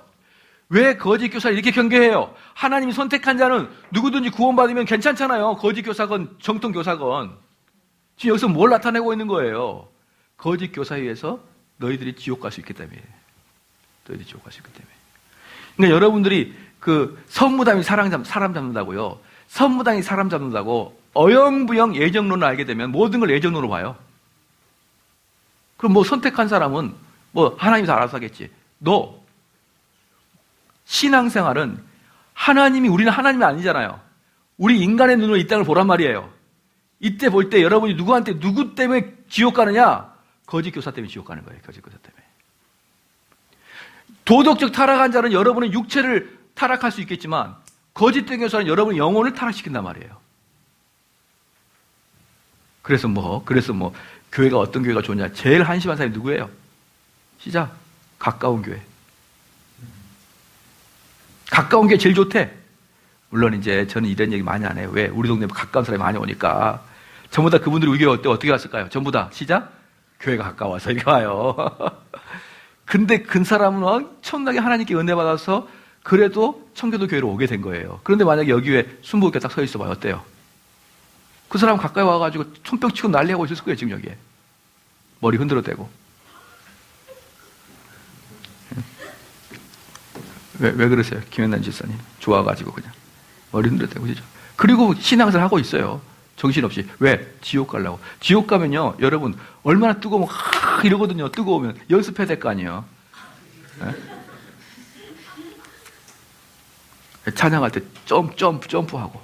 왜? 지옥 가면 너무 뜨겁거든요. 바닥이. 점프 연습해요. 그런 근육을 다 키워야 되기 때문에 연습을 하는 거예요. 아시겠죠? 그러니까 가까운 교회에 가면 안 된다. 좋은 교회로 가야 된다. 예수 너는 가까운 대학 가고 싶어요? 가까운 대학 누가 가고 싶습니까? 스카이를 가고 싶지. 그렇잖아요. 지금도 그러나요? 저희 때는 그랬어요. 2호선 움직이는 대학교만 가게 해주세요. 2호선으로. 지금도 그러나요? 우리 때 많이 그랬는데 2호선 걸치는 대학만 들어가면 된다. 그렇죠. 가까운 대학이 아니잖아요. 좋은 대학이잖아요. 좋은 대학. 근데 왜 교회는 가까운 교회입니까? 왜 그럴까요? 그 사람 머릿속에 뭐가 있기 때문에. 그 가까운 교회가 좋다고 하는 사람 머릿속에 뭐가 있냐면요. 구원은 우리 인간이 관여할 바가 아니라는 뜻이에요. 그게 있기 때문에 가까운 교회예요. 아시겠죠? 근데 구원이 가르침과 연관됐다 그러면 어때요? 전혀 달라지죠. 자, 그 다음에 봅시다. 거짓 선지자에 대한 4가지 특징이 있습니다. 첫 번째, 속임수와 해악이 가득한 자인데요. 근데 1번이 중요한 게 있어요. 자기도 속이는지 몰라요. 그게 문제야. 자기도 열정을 가지고, 왜? 사도 바울 보십시오. 열정을 가지고 잡아 죽이려 다 했잖아요. 그리스도인들을. 바울 되기 사울 때. 이들은 사단의 자식이고 의에 대한 적대자고 하나님의 뜻을 곡해합니다. 그 다음에 또 다른 거짓 선지자의 특징이 있어요. 적그리스도인데요. 적그리스도의 특징이 뭡니까? 저기 불교 신자가 아니라는 거예요. 적그리스도의 뜻은 교회 안에 있다는 뜻이에요. 그리스도랑 아주 흡사해 보여요. 그리스도인들이랑. 계시록 12장 2절 9절 말씀에 그가 꾀하는 것은 늑대가 양을 탈을 쓰고 접근하듯이 표면적으로 나타나지는 않습니다. 그래서 이들을 속이는 자, 위조자라고 하죠. 겉으로 보면 양이에요. 계시록 14장 14절 말씀에 이적을 행합니다. 이적을 행하고 그 다음에 그에게 속은 자들도 같이 유황불에 들어갑니다. 여기 중요해요. 칼빈이 그랬다니까요. 제가 얘기했죠. 칼빈한테 칼빈 목사님 저 평신도들이 뭔 죄가 있어요. 쟤들을 속이는 신부들이 문제지. 칼빈한테 그러니까 칼빈이 뭐라고 했냐면 그들도 똑같다. 그들도 저 신부 말이 딱 들어맞으니까 거기 앉아있는 것이다. 평신도 우리는 당했다고요? 천만의 말씀에 여러분들의 마음에 맞기 때문에 거기 앉아있는 거예요. 거기 그 자리에. 우리는 몰랐어요. 목사님 속였어요. 니네랑 똑같은 생각을 목사님이 해주니까 좋다고 앉아있는 거 아니에요. 여러분 꼭 기억해야 돼요. 그래서 어때요? 나는 그걸 빼내야 돼요. 빼내야 돼요. 이 갈라디 쭉 본 다음에 이런 교회가 아니면 쭉 빼내버려요. 쭉 빼내버려요. 그럼 목사님 그 교회는 어떡하나? 어떡하고 알고 그 교회는 문을 닫는 게 한국교회 유익하죠. 문을 닫는 게. 자, 그에게 속은 자들도 같이 유황불에 들어가게 됩니다. 그들은 매우 교묘하여 진리를 왜곡시키기 위하여 진리로 들어갑니다. 중요하죠. 이러니까 어려운 거예요. 진리로 들어가요. 진리로. 하나님 말씀으로 들어가서 왜곡하기 때문에. 거짓 교리를 진리 안에 심어놓는다. 이것을 거짓 사도요. 그들이 하는 일은 괴일이요. 그리스도의 사도로 가장하는 것입니다. 사단은 의의 일꾼으로 가장하는 게 너무나 쉽죠. 여러분 잘 알 거예요. 사단은 우리에게 술과 성과 욕망에 탐욕하게 하도록 장려하지 않습니다. 이런 것들은 누가 시키지 않아도 육적인 소욕에 이르는 것을 알고 있거든요. 이런 것들이. 사단이 정말 하고자 하는 것은 잘못된 교리를 만드는 것이에요. 지금은 한국교회의 가장 큰 문제는 자유주의 포스트 모더니즘입니다. 그러니까 예를 들어서 여기에 우리 김선영 집사님이 있다고 칩시다. 이 김선영 집사님 마음속에 뭐가 있냐면 그 막 부자가 되고자 하는 욕망이 가득 차 있는 거예요. 스크루지 영감처럼 아주 악하게 돈을 모아요. 그러면 스스로도 어때요? 스스로도 자기가 잘못했다는 걸 알아요. 왜? 그것은 육이 즐겨하는 것을 누구나 알기 때문에. 이 사람이 쓸데없는 명예심에 불타가지고 말이에요. 그런 것들은 자기도 알아. 자기가 잘못했다는 것을. 그렇기 때문에요. 또 하나, 누군가가 여러분을 속여야 그런 재물의 욕망을 가지나요? 그게 아니죠. 자연스럽게 재물의 욕망을 가지죠. 또한 누가 여러분을 속여야 권력의 욕망을 갖나요? 그게 아니죠. 인간은 자연스럽게 권력의 욕망을 갖잖아요. 그죠? 맞아요, 안 맞아요, 집사님? 맞죠? 그럼 그것을 굳이 마귀가 우리를 속여서 할 필요가 있나 없나? 마귀가 속여서 할 필요 있어요, 없어요? 없어요. 왜? 마귀는 우리 인간을 그대로만 놔두면 걔가 알아서 하거든요. 알아서. 우리 몸속에는 욕망들이 가득 차 있거든요. 그렇기 때문에 마귀는 우리를 손대지 않아요. 괜히 잘못 손댔다가는 왜 이렇게 인생이 어렵지? 왜 고단하지? 나 하나님께 기도 한번 해볼까? 이렇게 될까봐 아예 우리를 가만 놔둬요, 마귀는. 그럼 우리는 우리 마음속에 작동하는 온갖 육신의 그 욕망들이 발동하여서 그것들을 추구하고 살아가게 돼 있어요. 오케이? 그럼 마귀는 여러분을 뭘 속일까요? 마귀는 여러분을 뭘 속일까요? 조금 더 구체적으로 교리, 잘못된 교리를 속이는 거예요. 여러분의 도덕적 타락은 마귀가 여러분을 홀려서 드는 거 아니에요. 그냥 여러분의 자체에 의해서 되는 거고요. 그래서 제가 가끔 얘기하잖아요. 마귀 탓하지 말라고. 마귀 바쁘시다고 지금. 바빠요. 마귀도 지금 그 철이 있거든요. 마귀 또 활동하실 그런 분이. 왜? 마귀는 무한대하지 않아요. 마귀는 동의하시죠? 마귀는 무한대하지 않습니다. 무한대가 다른 말로 무소부재예요. 무소부재. 이 무소부재의 특징은 하나님만 있는 거예요. 아시겠죠? 마귀는 무한대하잖아요. 마귀는 하늘의 별이 3분의 1이 떨어졌어요. 저 엄청나게 많은 숫자가 내려왔어요. 마귀는. 되셨나요? 즉 마귀는 숫자가 유한합니다. 우리 하나님은 무한해요. 여러분 신론 들을 때 기억나나요? 하나님만 유한하고 하나님은 무한하고 마귀는 유한합니다. 그래서 하나님은 무소부재야. 어디든지 계셔요. 근데 마귀는 없을 때도 있고 있을 때도 있습니다. 마귀는 숫자가 한정되어 있어요. 그래서 여러분한테 일일이 찾아와서 여러분을 다 시험할 수 없어요. 왜? 떨거지니까 다. 이것들 내가 시험하기에는 너무 내 에너지가 아까워. 그러면서 여러분을 시험 안 해요. 누구 하나만 조치면 됩니까? 목사 하나만 딱 하면 다들 끝나는데요. 목사 하나만 딱 넘어뜨리면 끝나는데 뭘. 목사 하나만 잘못된 교리 가지고 있으면 다 끝나나, 여러분 끝나잖아요. 근데 뭘 여러분한테 직접 와가지고, 야, 예서야, 나 마귀인데, 마귀도 엘리트야. 여러분을 상대하고 싶지 않아요. 시간 없고, 고부가같이 일을 하고 있는 그분들이셔요. 여러분의 육신 자체가 죄를 짓게 하는 거예요, 그냥. 아우, 마귀가 나를 또 시험했어. 마귀가 억울하다니까? 여러분 시험도 안 했는데? 마귀는 잘못된 교리, 잘못된 생각으로 우리를 넘어뜨립니다. 되셨죠? 그게 교리예요. 그게 교리. 그래서 그렇게 거짓 선생, 거짓 교사, 적그리스도 이걸 그렇게 경계하는 거예요. 그러니까 여러분들은 마귀에게 시험 받을 만한 그런 존재도 아니다. 이런 겸손함을 가져야 되는 거예요. 그러니까 뭡니까? 사단은 우리에게 술과 성과 욕망에 탐욕하도록 작용하지 않고요. 이런 것들은 누가 시키지 않아도 육의 소욕인 이 일을 하도록 끌리는 것이고, 사단이 정말 하고자 하는 것은 잘못된 교리를 만드는 것이고, 지금 한국교회는 바로 이 잘못된 교리가 마귀가 주는 것인조차도 몰라요. 네, 마귀가 주는 것조차도 몰라요. 거짓 선지자들은 자신들을 자랑한 후에 고린도후서 11장 1절 보겠습니다.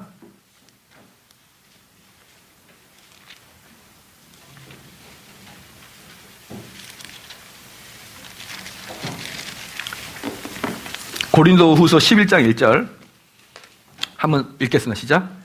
원컨대 너희는 나의 좀 어리석은 것을 용납하라. 청뚱이 나를 용납하라. 그러니까 이 참 선지자는 고린도서 바로 앞에 10장 7절 말씀 볼게요. 10장 17절 시작. 자랑하는 자는 주 안에서 자랑할지라. 그러니까 참 선지자는 주님 안에서 자랑해요. 주님 안에 자랑한다는 무슨 말이에요? 주께서 주신 은혜를 자랑하는 거예요. 주님을 자랑하는 거예요. 그렇죠? 그러나 거짓 선지자들은 자기의 의를 자랑하는 거예요. 이건 어쩔 수 없어요. 이게 왜 자기의 의를 자랑하냐면요. 자, 봐봐요.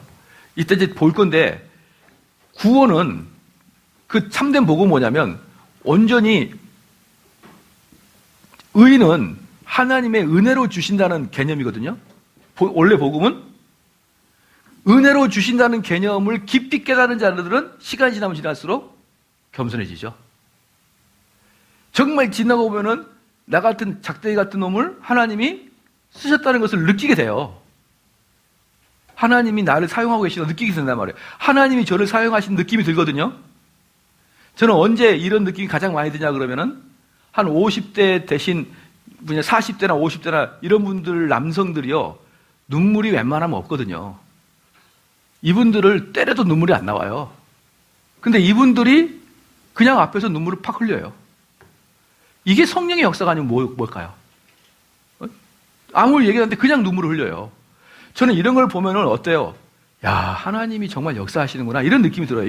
이건 인간의 노력이 아니에요. 인간의 노력으로 한두 명이 아니라 많은 40, 50, 60대 그 여성분들은 툭 하면 울어요. 여성분들은. 왜? 인생사가 눈물을 흘리게 돼 있어요. 그 눈이.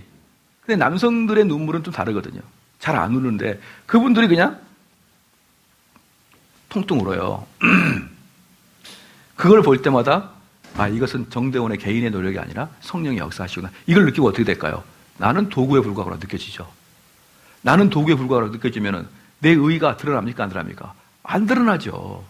그러니까 자기의 의의를 은근히 드러나기 시작하는 것은 기본적으로 이게 안 돼 있는 거예요. 의를 은혜로 받았다는 것을 몰라요. 그게 지금 이 갈라디아서의 주제랑 다 연관되어 있습니다. 다 연관되어 있어요. 근데 그러니까 이들이 뭡니까? 은근히 자기의 의를 자랑하고 그러니까 그런 자입니다.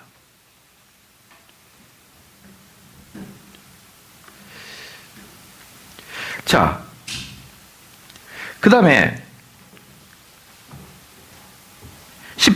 고린도후서 10장 18절 볼게요. 옳다 인정함을 받는 자는 자기를 칭찬하는 자가 아니요 오직 주께서 칭찬하신 자라는 것이에요. 주께서 칭찬하신 자. 그러니까 주께서 칭찬하시다. 만약에 어떤 목회자가 있다. 그런데 그 사람이 진짜 목회자도 아니다. 어떻게 보면 되냐 그러면요. 주께서 인정하시면 되는 거예요. 주께서 인정. 그럼 그 사람이 주께서 인정하시느냐, 주께서 인정하시지 않느냐, 뭘로 구별할까요? 이 말이 맞아요. 주께서 인정하신 자가 참된 선지자고, 주께서 인정하시지 않고 인간이 인정하면 거짓된 선지자예요. 그럼 주께서 인정하시냐, 아니냐는 뭘로 구별할까요? 그 사람이 하는 사역과 설교를 전부 다 성경으로 증명해낼 수 있어야 돼요. 그게 성경이 인정하는 사역이죠. 그게 주께서 인정하시는 사역자입니다. 내가 왜 이렇게 하는지를 성경적으로 신학적으로 말할 수 있어야 돼요. 최소한 저는 그래요. 최소한 목사님들한테는 너의 설교와 너의 목회 방식만큼은 성경으로 각주를 달아라. 최소한 목사에게는 그게 덕목이죠. 최소한. 저는 좀 더 확장해서 여러분의 삶에서 그래야 돼요. 여러분의 삶에서 내가 왜 이렇게 행동하는지에 대해서는 성경으로 각주를 달 수 있어야 돼요. 제가 예를 저번에 한번 말씀드렸는데요. 자, 얘기해 볼까요? 어떤 교회가 있습니다. 어떤 교회가 있는데 그 교회는 추구하고 있는 게 작은 교회 운동이란 말이에요. 작은 교회 운동. 큰 교회, 대형 교회 비리가 많아. 큰 교회, 대형 교회는 많은 사고를 쳤어요. 작은 교회 운동했어요. 제가 물었습니다. 그게 성경 어디 나오냐? 그 목사님이 꼭 그렇게 말할 필요가 있냐? 꼭 그렇게 말할 필요가 있냐? 또 물었습니다. 또 물었어요. 우리 교회는 교인이 500명 넘으면 분리 개척시킵니다. 아주 좋은 생각입니다. 성경 어디 나왔습니까? 꼭 그렇게 말할 필요 있냐? 아니, 성도가 1000명 되는 것은 500명 되는 것, 1000명 되는 게 훨씬 더 기쁘겠죠. 그럴 때 그 욕망과 탐욕이 들어가겠죠. 그렇죠. 그래서 500명이 썩이는 얼마든지 환영하고 좋아요. 정말 선한 마음이에요. 근데 제가 말하고 있는 것은 선한 마음 이런 게 아니라 성경의 근거를 가지고 알아요. 성경 근거를 가지고. 제가 말하고 있는 게 참된 가르침인지 아닌지는 성경으로 증명을 받아내는 게 있듯이 이런 거예요. 뭘 하게 되면 그걸 증명을 해보세요. 성경으로. 내가 왜 이렇게 하는지. 그게 바로 주님께 뭐 하는 거예요? 주님께로부터 칭찬 듣고 주님께 인정받는 사역인 것이죠. 아니 나는 그분들이 작은 교회 운동 또는 뭐 분리 개척 운동 그분들의 선한 마음을 이해한다니까요. 왜 이해를 못할까요? 다 이해하죠. 그래서 성경을 뭐라고 하느냐예요. 성경 뭐라고 하느냐. 또 하나 있더라고요. 교인들끼리 모여가지고 한 명씩 설교를 하더라고. 목사님이 한 번 설교하고 그 다음에 안수 집사가 설교하고 또 목사님 한 번 설교하고 그 다음에 또 장로님 설교하고 이렇게 성도에게 설교하더라고. 그래서 제가 성경 어디에 있냐. 이런 식의 여러분들이 정말 지금 뭘까요? 정말 너무 좋아. 그들의 생각이 너무 좋아요. 근데 그게 꼭 성경에 없는 것들이 너무 많잖아요. 여러분 사역에. 그런 것들을 이야기하는 겁니다. 자, 그 다음에 고린도 후서 좀 더 보아볼게요. 용납하라 그랬고 2절에 11장 2절에 내가 하나님의 열심으로 너희를 위하여 열심 내노니 내가 너희를 정결한 처녀로 한 남편인 그리스도께 드리려고 중매함이로다. 이게 뭐예요? 이게 사역자의 마음이에요.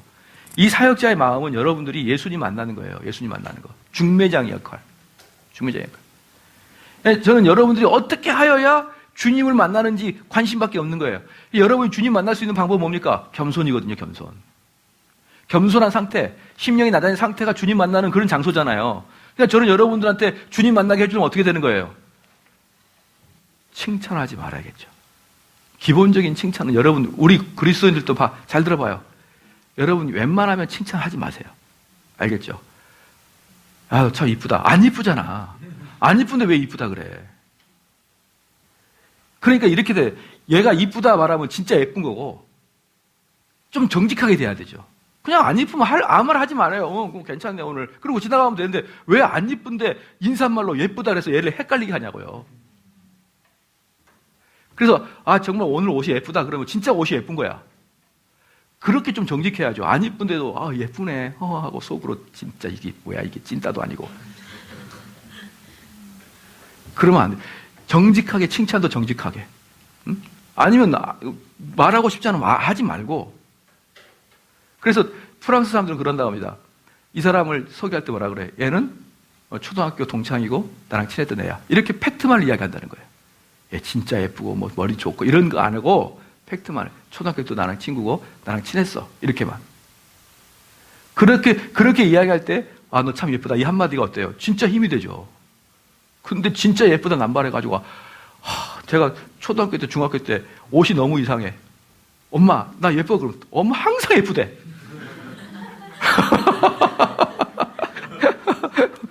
너무 짜증나요. 주관적인 거 말고. 그렇죠. 자, 그 다음에 3절에 그러니까 중매함이기 때문에 여러분들이 항상 낮아져 있어야 된다. 그래서 낮아지기 위해서는 그냥 겉으로 이렇게 하는 좋은 덕담이나 칭찬은 가급적이 삼가하자. 진실되게만 이야기하자. 진실되게 최소한. 근데 목회자들은 여러분에게 더 겸손한 상태로 떨어지게 하기 위해서 항상 여러분을 하나님의 말씀으로 눌러놓는 것이 목회자가 여러분이 해줄 수 있는 가장 큰 선대다. 그 다음에 3절 말씀에 뱀이 그 간계로 이와를 미혹해 한 것 같이 너희 마음, 여기서 이와가 누굽니까? 이것은 하와를 말합니다. 하와. 이와를 미혹해 한 것 같이. 그래서 제가 이제 이런 뭡니까? 여기 이와에서 혹시 이화여대를 만든 게 아닌가. 그런 느낌이 들었어요. 왜냐하면 이화여대도 기독교 학교니까. 근데 근거는 없는 것 같더라고요. 아무리 찾아봐도. 제가 이걸 찾으면 좀 좋을 것 같아가지고 찾아봤는데 없어요. 찾을 수가 없어. 이와를 미혹해 한 것 같이 너희 마음이 그리스도를 향하는 진실함과 깨끗함에서 떠나 부패할까 두려워하노라. 그렇죠? 지금 바울이 하는 이야기는 딱 하나예요. 나를 존중해줘라 이게 아니에요. 너희들이 탈락할까 봐 걱정이다. 걱정이다. 그런데 그 탈락하는 사람들을 4절에 봐봐요. 부패가 4절 만일 누가 가서 우리의 전파하지 아니한 다른 예수를 전파하거나. 뭐예요? 다른 예수죠? 예수님 전파한다 안 한다? 전파한다니까요. 예수님 전파한다고요. 다른 예수를 전파하거나 혹 너희의 받지 아니한 다른 영을 받게 하거나 혹 너희의 받지 아니한 다른 복음을 받게 할 때에는 너희가 잘 용납하는구나. 어찌 그렇게 용납을 잘하냐? 얘들이 누굽니까? 바울한테 직접 사사받은 그런 제자들이었어요. 근데 바울에게 직접 사사를 받는 제자들도 그냥 다른 복음을 용납하기 쉬운데 한국 교회 같이 쉬운 데가 어디 있어요? 훌러덩 마귀가 먹기를. 마귀는 한국 교회는 땅짓고 헤엄치기예요. 어느 누구도 깨어있지 않거든요. 지금 깨어있다는 게 뭡니까? 맨날 여러분 기독교에 관련된 문제 봐봐요. 맨날 뭘 말해요? 맨날 윤리적 도덕적 타락, 경제적 타락, 그것만 이야기하잖아요. 기독교 신문들이. 어느 누가 교리적으로 문제 있다고 그런 거 어디 토론이나 될 대상인가요, 지금? 어느 누가 윤리적으로 문제는 크게 다루지만, 어떤 교회 목사님이 무슨 돈을 얼마나 띄우면 크게 다루지만, 어떤 사람이 이신칭의에 대해서 어울리지 않는 말씀했다. 이게 다루냐고요, 이걸. 한국 교회는 거저먹기에 마귀한테, 거저먹기. 그냥 가만히 놔두면 돼요, 가만히. 자, 그렇죠. 그 다음에, 거짓 선생들을 이길 수 있는 방법입니다. 거짓 선생들은. 사단은 항상 천사로 가장하여 항상 하나님의 역사하시는 곳에 나타난다. 그게 중요합니다. 천사 가장. 하나님의 역사하는 곳. 교회. 교회 안에 아주 경건한 목사와 같은 모습. 이런 것들이 사단이 가질 아주 좋은 모습이에요. 거짓 선생들의 최종적인 목적은 은혜의 구원교리예요. 이게 핵심입니다. 이게 핵심. 구원교리. 아무리 선대해도 구원교리와 흐트러면 끝이거든요. 예. 자, 하나만 씁시다. 구원교리만 흐트리면 그만큼 확실한 저주는 없다. 구원교리만 흐트리면 그만큼 확실한 저주는 없다.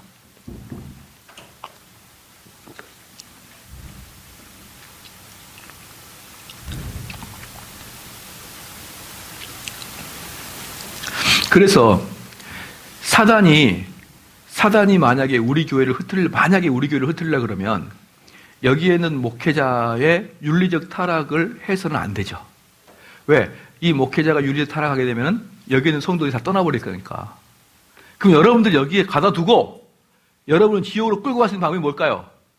윤리적으로는 착하고 구원의 교리가 흐트러져 있는 사람. 예. 윤리적 너무나 좋아요. 너무나 착해. 근데 그 말씀 속에 구원의 교리는 없어요. 그럼 여러분은 그냥 그대로 가는 거야, 그냥. 그러니까 마귀는 바로 요걸 구하는 거예요. 그러니까 다른 복음이라는 거예요. 가짜 복음이에요. 그러니까 복음과 전혀 반대를 이야기하는 게 아니라 아주 흡사하지만 거기에 뭐만 빼는 거예요? 구원 교리만 딱 빼는 거예요. 여러분은 무조건 당하게 돼 있다. 다 당하게 돼 있다.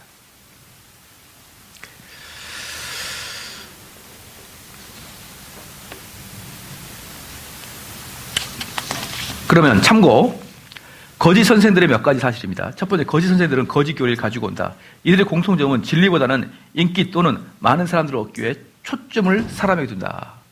초점을 사람에게 둔다. 초점 사람. 밑줄 그으십시오. 제가 늘상 말씀드리지만 아버지 학교 초점 누구한테 있어요? 사람한테 있잖아요. 사람한테. 청소년 학교, 어머니 기도회, 뭐 이런 것들 초점 사람한테 가 있잖아요. 거짓 선생들의 특징은 초점은 사람한테 가 있다는 거예요. 하나님께 기도 응답 받는 법, 하나님 음성 듣는 법, 누구한테 초점이 있는 거예요? 사람한테 있잖아요. 사람한테. 그러니까 거짓 선생들은 온통 사람에게 초점 다 맞춰놔요.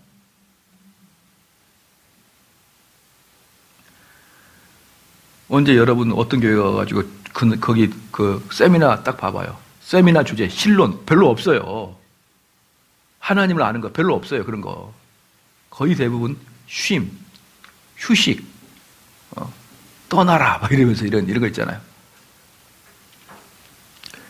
그 다음에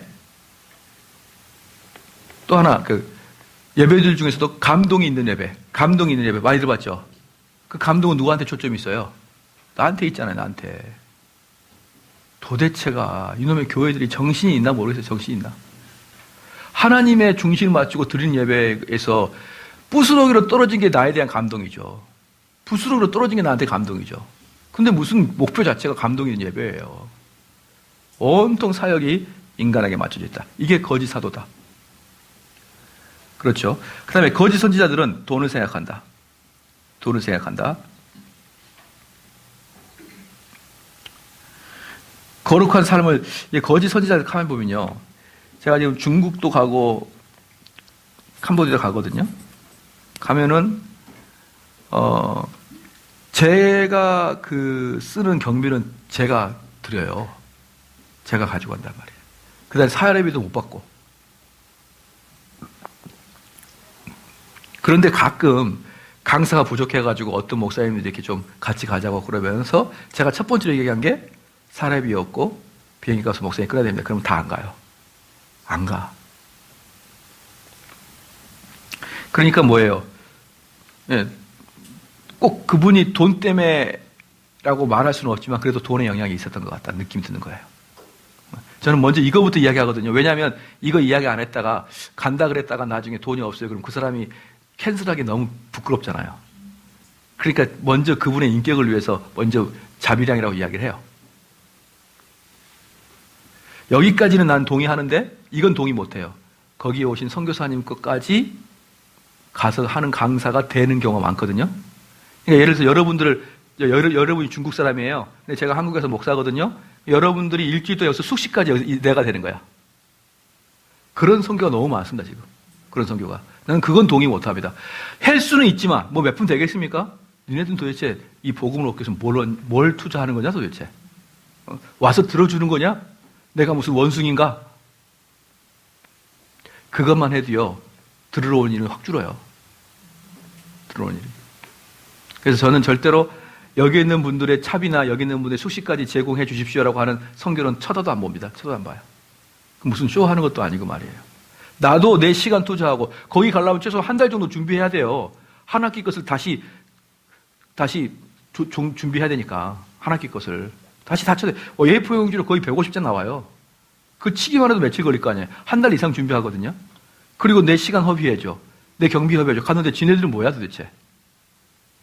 그러니까 저는 그분들의 경비까지 대주십시오는 그런 선교단체는 아예 교조도 안 합니다. 교조도 안 해요.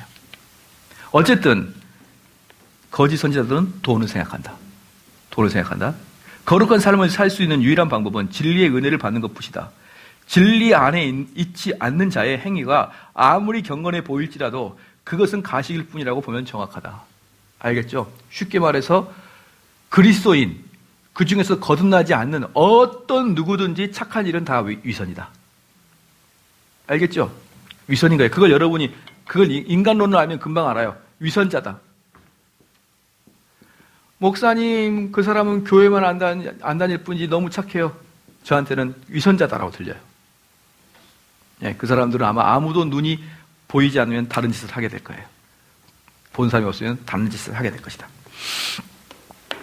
예, 그 다음에 왜 우리는 다른 짓을 못하죠? 코람데오예요. 하나님이 불꽃같이 나를 쳐다보고 있다는 그 의식 때문에 사람이 있으나 없으나 똑같이 행동하는 거예요. 근데 그 의식이 없으면 당연히 뭐 하면 됩니까? 눈만 피하면 되죠. 제가 11번째 계명 뭐라고 그랬어요? 시작. 들키지 마라. 안 들키면 모든 게 해방되는 겁니다. 해방되었네. 짝. 해방되었네. 들키지 않았어. 해방되었네. 자, 그 다음에 봅시다.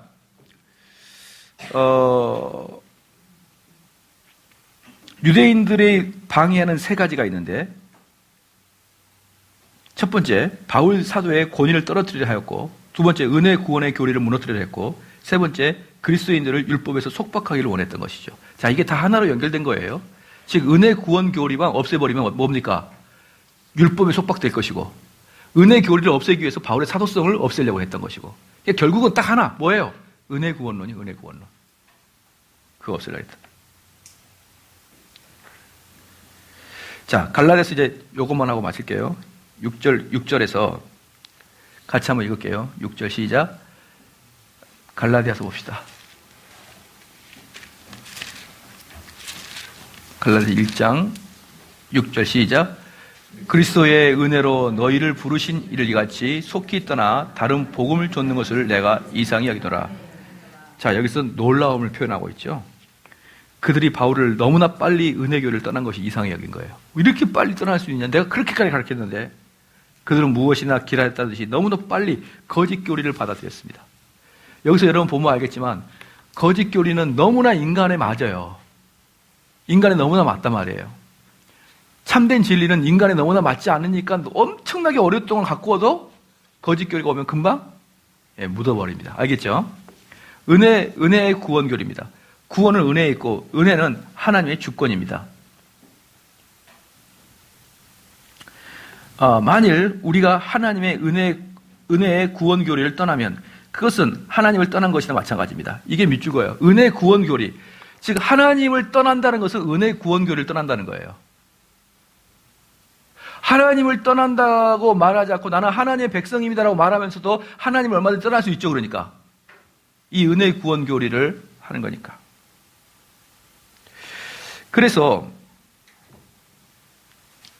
이 말씀은 그리스도의 십자가의 죽음을 소용없게 만들어 버린 것입니다. 바울은 이런 갈라디아인들에게 하나님께서 부르신 당신들은 하나님으로부터 돌아선 것이라고 말하고 있습니다.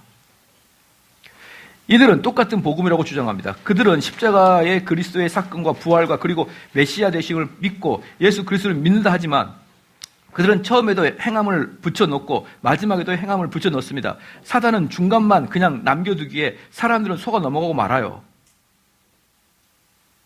그러니까 이들은 이제 뭐라 그러냐면 이제 마지막으로 제가 여기까지만 하고 이제 마칠 건데요. 여러분들이 여기서 주실 게 뭐냐면 아주 기똥차입니다. 얘네들. 기똥찬 게 뭐냐면 이제 다음 주에는 제가 계속 얘기했던 유대주의하고 유대 율법주의하고 우리 이제 의롭게 구원받는 것을 가만히 있어봐. 다음 주 추석이죠.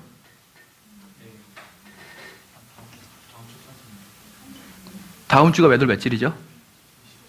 9월 달인가? 오실 수 있나요? 예. 네. 추석 주간은 휴강이에요.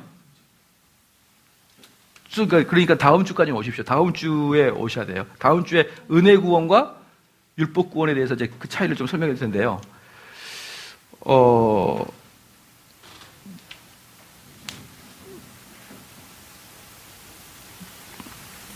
그러니까 이게 뭐냐면, 한번 좀 읽어보면서 다시 생각해요. 만일 우리가 하나님의 은혜 구원 교리를 떠나면 그것은 하나님을 떠난 것인데, 이 말씀은 그리스도의 십자가의 죽음을 소용없게 만들어 버린 것입니다. 바울은 이런 갈라디아 교인들에게 하나님께서 부르신 당신들은 하나님으로부터 돌아선 것이라 했습니다. 이들은 똑같이 복음을 주장합니다. 그들은 그리스도의 십자가 사건과 부활 그리고 메시아 되심을 믿고 예수 그리스도를 믿는다 하지만 그들은 처음에 뭘 줬죠? 행함을 얻고 그 다음에 마지막에도 행함을 얻고. 이게 무슨 말이냐면요. 이제 이게 구원이거든요. 구원에 관련. 이게 이제 거듭남을 얘기해요. 거듭남을 이야기하거든요. 그럼 여기에 이제, 요거에서 이제 우리가 거듭남을 그동안 쭉 배웠죠? 어떻게 배웠냐면, 심령이 가난해져서 성령께서 오셔서 우리를 구원시키잖아요. 여기가 이제 거듭남의 시작이잖아요. 그죠? 요때도 행위를 이야기하는 거예요. 행위를. 어떻게 이야기하냐면은, 너희가 은혜 받을 만큼 열심히 뜨겁게 찬양하라. 이런 식으로. 열심히 착한 일을 해라. 헌신하라. 열심히 봉사하라. 열심히 봉사하라. 그러죠? 열심히 봉사하라. 그럼 뭐가 온다? 은혜가 온다는 거 아니에요. 그러니까 여러분 율법주의는 뭐라 그랬습니까? 율법주의는 다른 게 아니에요. 율법을 지키자 이게 아니야. 율법주의는 내 행위가 하늘을 움직인다는 게 율법주의예요. 알겠죠? 내가 선한 행위를 하게 되면 하늘이 감동하여 은혜를 내려주는 거야. 내 행위에 의해서 하늘이 움직이고 말고를 갖다가 율법주의라 그래요. 여러분 저는 교만할 수가 아니고 이런 식으로 율법주의를 설명한 사람을 저는 저 외에는 못 봤어요. 근데 제가 왜 이렇게 설명을 할 수 있냐면 워낙에 많이 강의를 하다 보니까 성령님이 나한테 지혜를 주셨는지 연결이 돼가지고 결국은 내가 마지막 깨우친 게 뭐였냐? 내 행위에 의해서 하나님이 좌지우지되는 것이 율법주의구나 이걸 깨달은 거예요. 근데 거의 대부분 사람들은 이것이 율법주의가 깨닫지도 못해요. 거의 대부분 사람들은 율법을 지켜야 된다 이렇게 이야기하는 걸 율법주의라고 그래요. 아니에요. 율법을 지키면 뭐가 온다? 은혜가 온다. 이게 율법주의예요. 율법을 지키면 은혜가 온다. 그렇죠? 여러분들 승진이 율법주의 살았죠? 예를 들어 지금 열심히 공부하면 나중에 뭐가 된다? 행복해진다는 거 아니야. 그러니까 이러한 것들이 사실은 우리 삶에 그냥 팽배해요. 그러니까 이러한 게 너무 팽배해. 근데 맞아요. 맞아. 그러나 구원에 있어서는 그렇지 않단 말이에요. 구원에 있어 그 일반적인 삶의 스타일을 구원에 끌고 와가지고 너희가 은혜를 받으려면은 너희가 기쁨을 받으려면 이런 봉사를 하고 헌신하고 이러는 사람에게 주어진다라고 구원받기 이전에 이야기하거든요. 그 다음에 이 과정을 거쳐 구원을 거치거든요. 구원을 거친 다음에 뭐라고 합니까? 너희가 이제 구원받았으니 이렇게 행동하라 그래요. 구원받았으니까 이렇게 행동하라. 여긴 너희가 이렇게 행동하면 구원을 받을 것이고 여긴 구원을 받았으니까 이렇게 행동하라는 거예요. 그래서 예배 다 끝나고 목사님 설교할 때 여러분 성도로서 성도답게 이 땅에 살아가십시오라고 이렇게 하잖아요. 이게 뭐예요? 이게 사실 이게 뭐다? 이게 지옥할 이야기라고. 이게 별것도 아니에요. 별것도 아니에요. 이런 식으로 이야기하는 것은 구원이 없다는 거예요. 이런 식으로 이야기하는 것은 구원이 없다. 그러면 완전히 축풍 낙엽이죠. 이제 완전히 쫙 줄어들죠. 거의 대부분 이렇게 이야기했거든. 예, 그런 곳에서는 구원이 없다는 것입니다. 이것을 여러분들이 진짜 깊이 깨달으면, 아, 진짜 이거 외에는 구원이 없구나 깨달으면, 이제 완전히 뭐 난리가 난 거예요. 완전히 이건 큰일이다. 바울이 말하고 있는 갈라디아서를 완전히 여기고 있구나, 한국교회가. 이렇게 여러분이 깨달아질 것입니다. 질문 있으면 하십시오.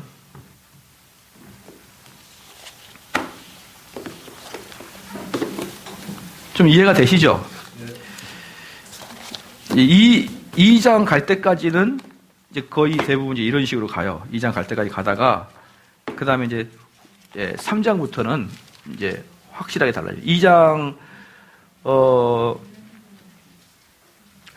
그 15절부터 봐봐요. 2장 15절.